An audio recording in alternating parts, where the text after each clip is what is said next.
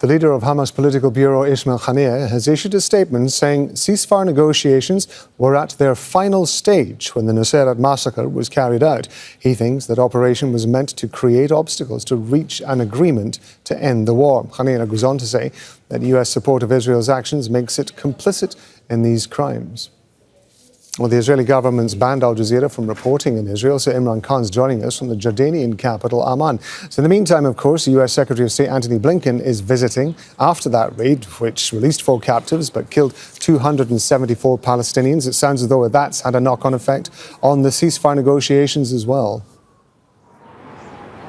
That's absolutely right. This is a big tour for the US Secretary of State. He's had his meeting right now with President Fattah al-Sisi.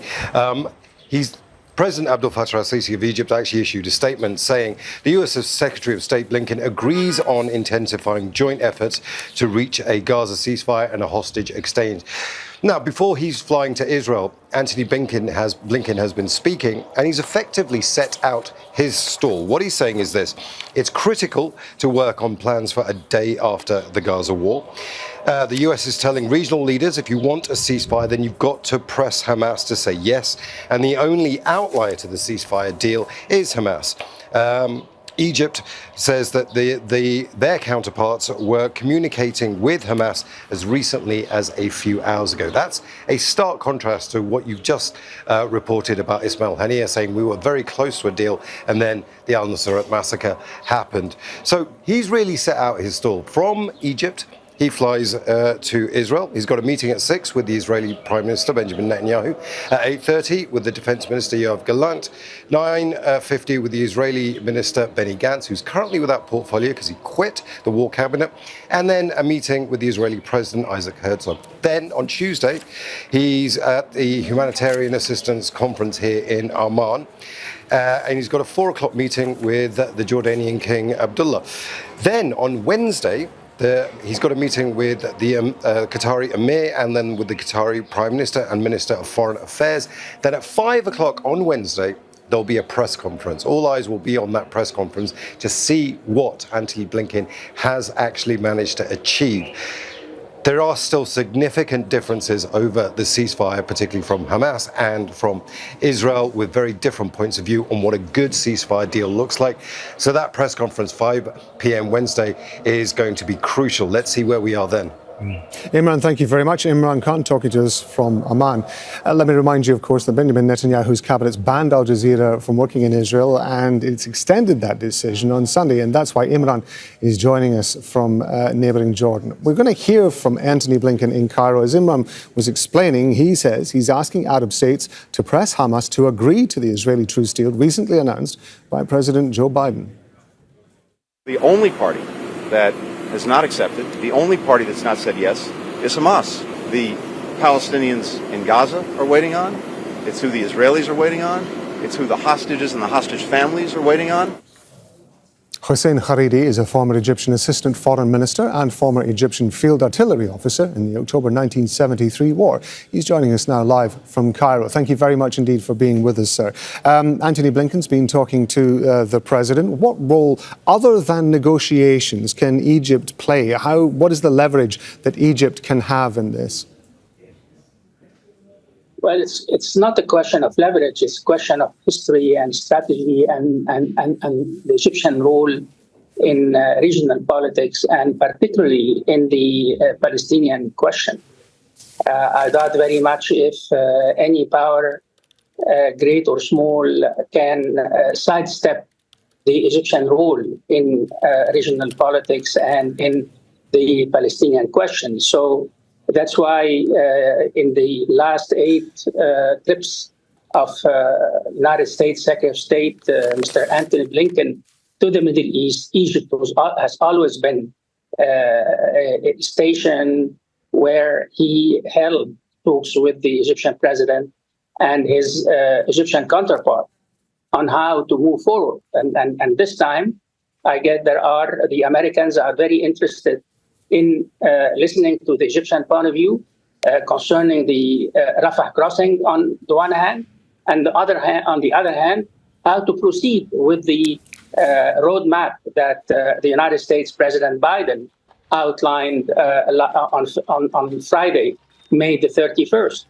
And we are ready. We look forward to coordinate with the United States in order to move ahead and bring this war to an end. Because the bottom line is that this war in Gaza must come to an end. That's the conclusion of President Biden last May 31st, and it's identical with the Egyptian position.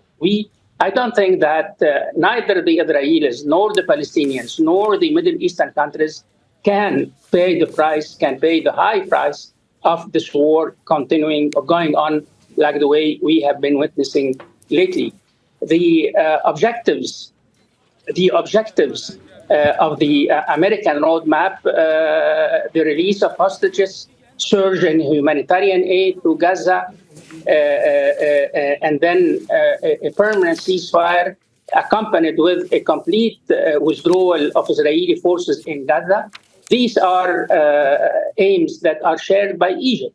And I guess the talks today between the Egyptian president Al-Sisi and Secretary of State Antony Blinken dealt with these issues with particular emphasis on how and when the Rafah crossing would be reopened. Is there any indication that you have from Cairo as to when that might happen, what the timetable might be for the reopening of the Rafah crossing? As we were discussing earlier on in the programme, it is absolutely key, of course, to getting humanitarian aid into Gaza.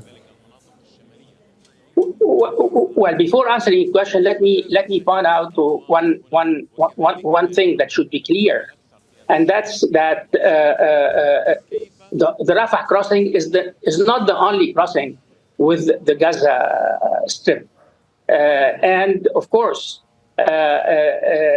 we are working with the Americans and with the Europeans on the conditions to reopen the Rafah crossing, and hopefully after this trip of Mr. Blinken, we with the United States can reach arrangements that would meet the Egyptian conditions, that the Palestinian side of the Rafah crossing should not be managed by the Israelis as it has happened after they exercised control on that part of the Rafah crossing early May, last May.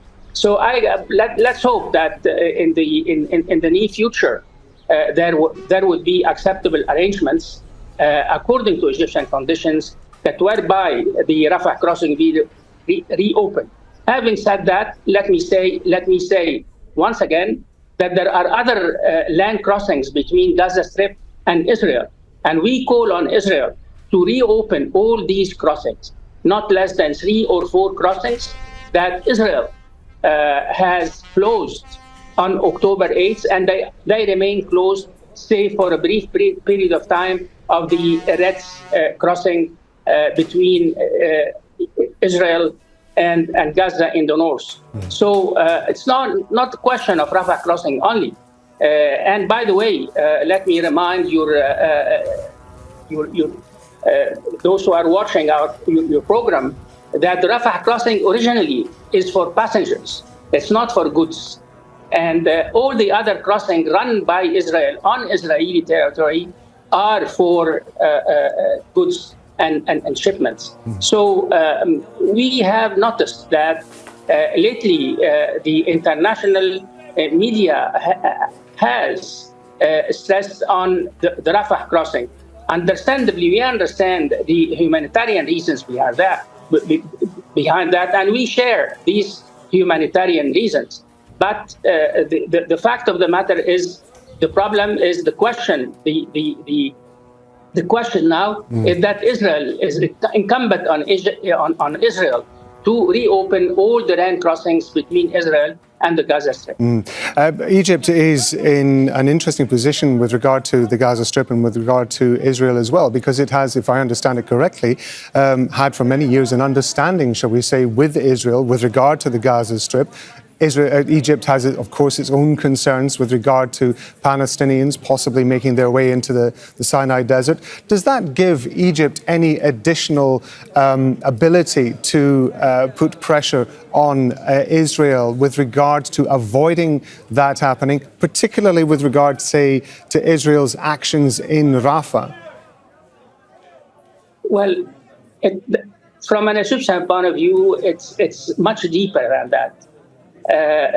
It's much deeper than that. We are mainly concerned about the future of Palestine. We are mainly concerned about ending the Israeli occupation of the West Bank and the lifting of the Israeli boycott of the Gaza Strip.